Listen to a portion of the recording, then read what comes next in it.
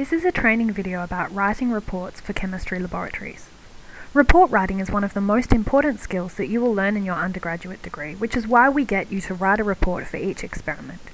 But it doesn't need to be a difficult task. In this video, you will learn what should go into a lab report.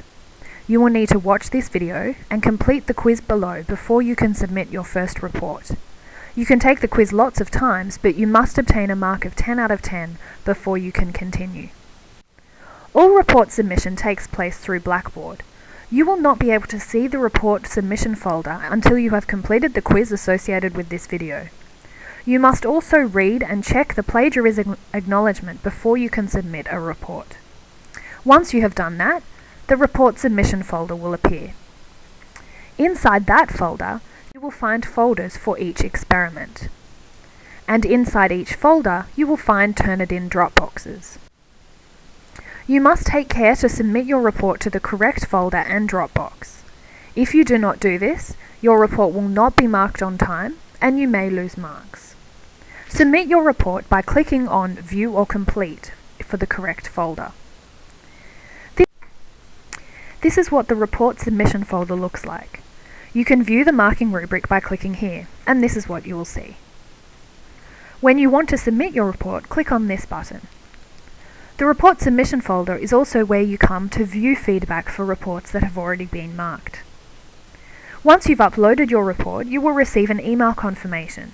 It's your responsibility to ensure that you have received this email confirmation. If you have not, then make sure you have correctly uploaded your report. After your report has been marked, you can access it from the Turnitin folder and see your feedback. There are two ways of getting feedback. First, you will notice that there are comments on your report. If we zoom in, you can see that the comments are either speech bubbles or short phrases. You can hover over these to see the comments beneath. The second way to get feedback is to click on the rubric symbol on the bottom right-hand corner. This will bring up the breakdown of your marks for the report. So that's how you can get feedback through Turnitin. Make sure you do check your report feedback to make sure that you can improve for next time. For the rest of this video, we're going to go through the sections in the report and see what is expected for each one. This training is going to be based on an example experiment which involves the synthesis and study of fluorescent molecules called coumarins. An example report for this experiment is on Blackboard just under the video. This training will give examples of what to do and what not to do. Even though the experiments that you do will be very different, all reports have a similar structure, so we're going to look at common aspects of all reports. First, the introduction. The introduction should be a brief background to the report. It should include a few sentences about the techniques used or the compounds made in this experiment, and why this is significant. It should end with a summary of what was specifically done in this experiment. Let's look at an example. In this example introduction, you can see that first, there are a few sentences about why fluorescence and fluorescent molecules are important. There are then a couple of sentences about the specific molecules, the coumarins, used in this experiment. And finally, there is a summary sentence about what was done in this experiment. The experimental method is an extremely important part of a lab report. The method should be a brief description of what you did in the experiment. It should be written in the passive past tense, and we'll see examples of that on the next slide. It should not be written like an instruction list, like a recipe, but it should be a narrative of what you actually did in the experiment. Do not include details of glassware, but make sure you show quantities of the substances that you used. It's important that someone reading your experimental method should be able to repeat the experiment. Let's have a look at an example experimental method. Notice that the experimental method is written in paragraph form, not in a list. Let's have a look at the first phrase.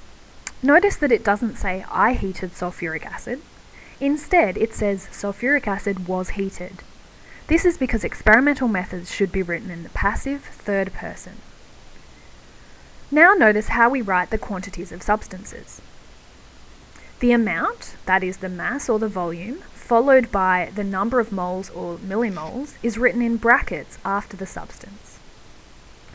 You should also pay careful attention to the way you write units. You should always use a capital L for litres or millilitres, and make sure you leave a space between the number and the unit. In the lab manual, you will be told the results that you need to include for each experiment. Do not just list the things asked for, but include a narrative text to link the results. Importantly, you should refer to all figures and tables in the narrative. And remember that all figures must have a figure legend below the figure, and all tables must have a table heading above the table. Let's look at part of a results section. Here you can see the narrative text. Notice that it refers to both the table and the figure below. Here you can see the table heading for the table, above the table, and the figure caption below the figure. See how all the details of the figure are in the caption.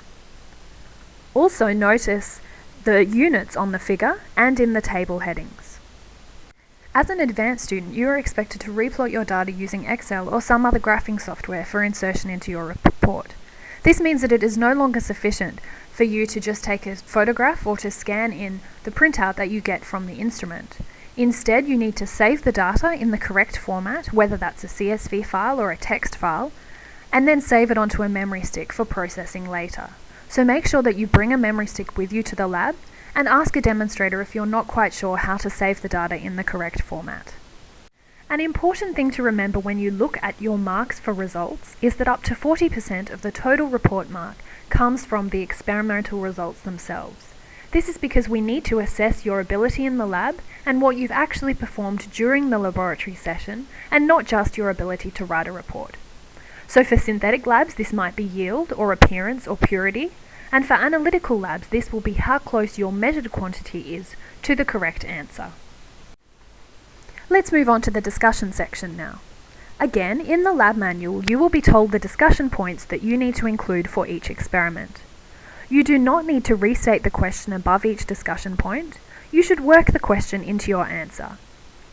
You don't need to use too much space to answer each point. One paragraph should be sufficient.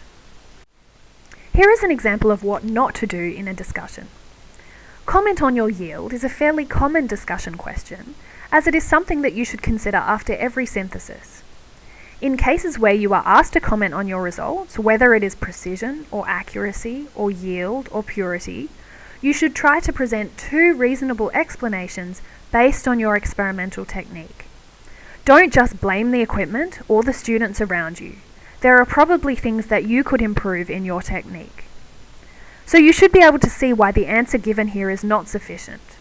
For a start, it's written in the first person, and it only provides one, not very good explanation for the loss of yield. So make sure you keep this in mind when you have discussion questions like this to comment on.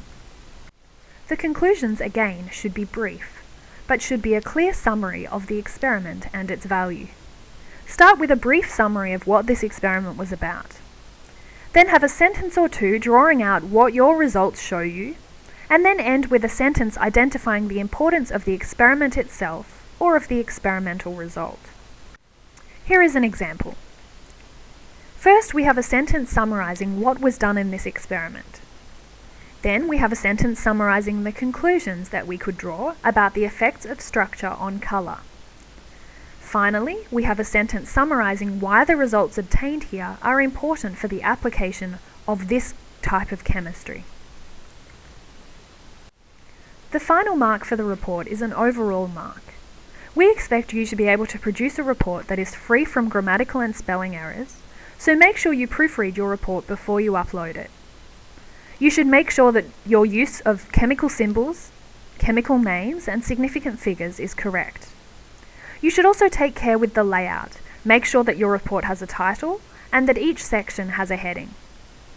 In advanced reports, you are required to provide a literature reference for any non-trivial statements that you make. In general, this will correspond to statements you make in the introduction or the discussion or conclusions, but you may also choose to reference the lab manual in your experimental methods section.